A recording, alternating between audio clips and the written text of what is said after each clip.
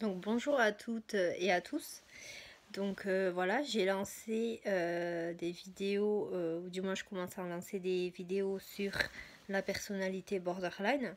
Et dans ma première vidéo, j'ai un petit peu expliqué en gros ce qu'était cette maladie. Et là, la deuxième vidéo va consister à vous expliquer la différence entre un borderline et un pervers narcissique. Parce que j'estime que c'est important de faire la différence entre ces deux troubles de la personnalité qu'on a tendance à confondre aujourd'hui.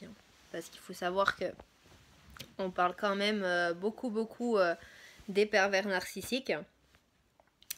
Et du coup, je me suis dit que c'était important de mettre en lumière ces deux pathologies afin de mieux les comprendre.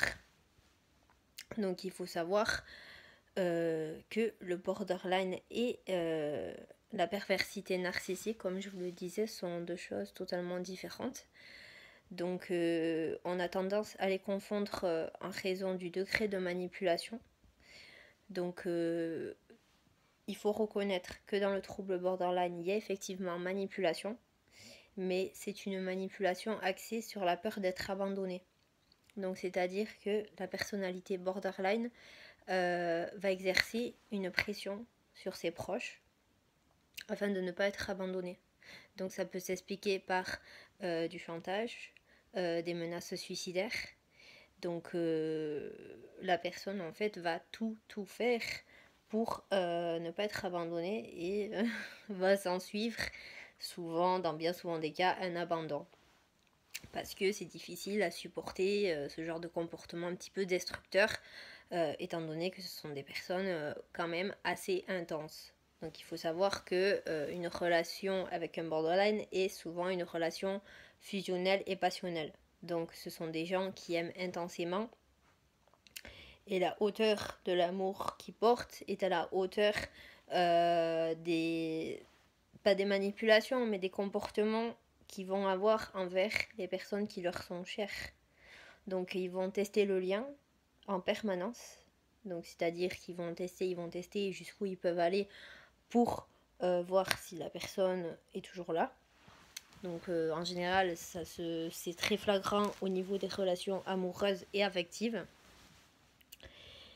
Et il y a une grosse différence avec les pervers narcissiques. Parce que les pervers narcissiques, eux aussi, on peut dire qu'ils ont la blessure d'abandon. Mais c'est une blessure d'abandon. Enfin, ils ne peuvent pas se passer de leur victime de toute façon. Parce que sans proie et victime, ils ne sont rien. Donc la différence là, avec le borderline, c'est que le but de la pression exercée sur l'entourage n'a pas le même objectif. Le borderline va exercer une pression sur son entourage, que ce soit son amoureux, son amoureuse, ses parents, ses frères, ses sœurs, dans le but de ne pas être abandonné. Donc il peut se mettre en danger, il peut y avoir des conduites de violence, d'autodestruction, d'escarification, pour ne pas perdre le lien. Mais c'est plus dans une histoire justement de ne pas perdre la relation. Même si à la longue, on peut effectivement perdre des relations par des comportements destructeurs. Le but du pervers narcissique, lui, c'est de manipuler l'autre et de détruire l'autre en ayant un contrôle total de sa victime. Donc c'est là en fait que la différence. Il y a deux objectifs totalement différents. Le borderline est sincère dans son attachement. Donc c'est-à-dire que ce sont des personnes qui aiment sincèrement, même si elles peuvent faire du mal autour d'elles, elles aiment sincèrement. Le pervers narcissique, le manipulateur, lui, n'aime pas. Il aime juste la relation de pouvoir, le rapport de force en fait. Donc il peut y avoir des contradictions entre ces deux troubles de la personnalité. Donc en ce qui concerne le pervers narcissique, il faut savoir que c'est une personne qui ne peut pas vivre sans la domination de l'autre. Ce qui est totalement contraire au borderline. Le borderline ne cherche pas à contrôler l'autre. Il peut y avoir effectivement des phases de contrôle où la personne borderline a tellement peur d'être abandonnée qu'elle va chercher à contrôler son ou sa partenaire, c'est-à-dire avoir peur d'être trompée, d'être délaissée, et du coup effectuer une pression sur l'autre. Le pervers narcissique, lui, va être plus dans la dénigration, dans la déconsidération de l'autre, et ne sera pas forcément sincère dans ses relations.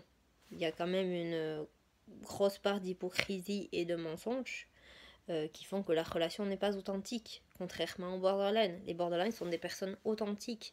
On aura beau dire tout ce que vous voulez sur les borderline, ce sont des personnes extrêmement sincères et qui vivent les choses à fond. Donc elles vous aimeront d'un amour aussi intense et la blessure que vous pourrez leur infliger, donc par exemple en les abandonnant ou en rompant, va créer des mécanismes autodestructeurs.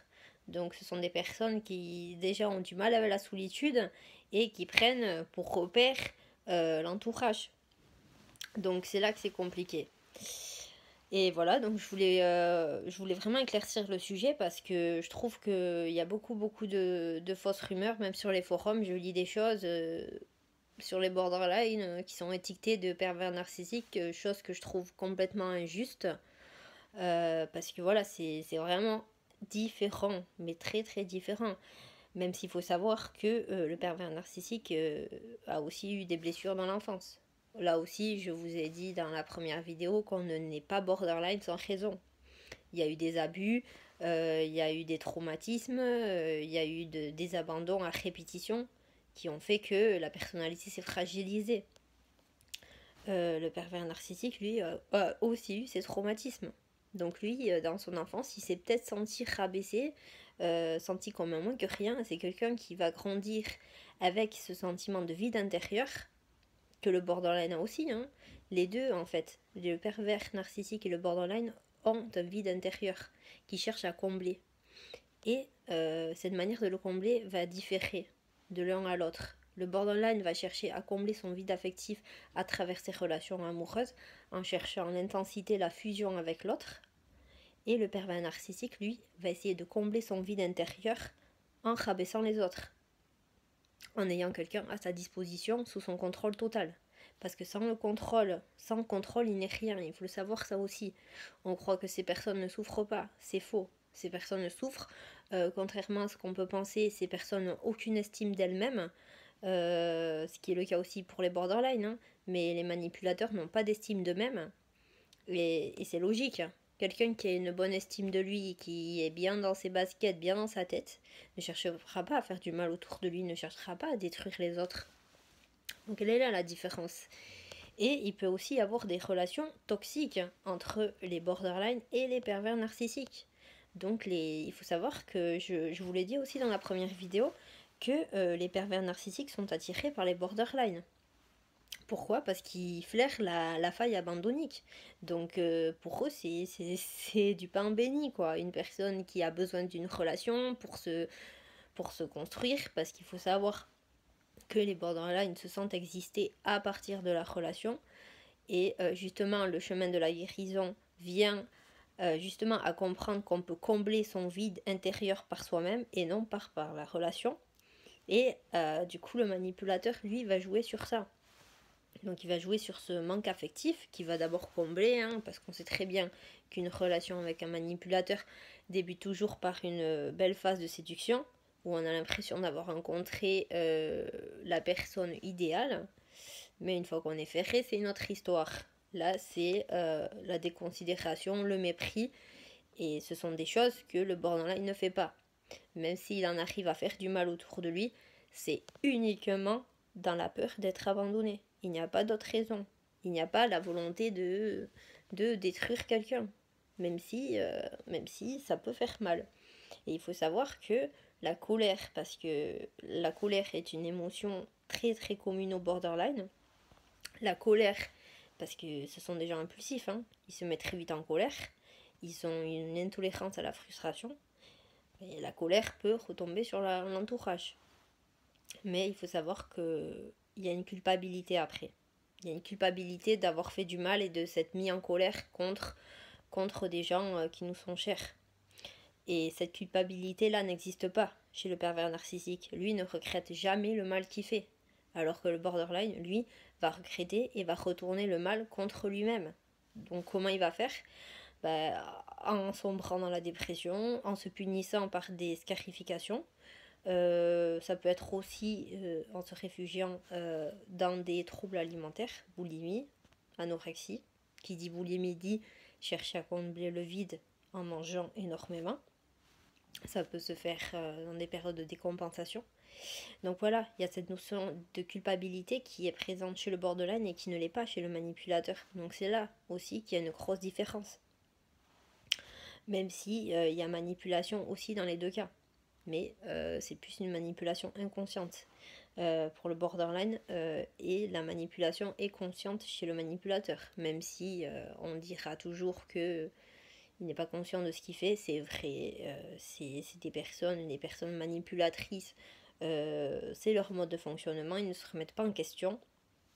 Donc là aussi on a une autre différence, il n'y a pas de remise en question chez le manipulateur pervers. Chez le borderline, il y a remise en question très souvent.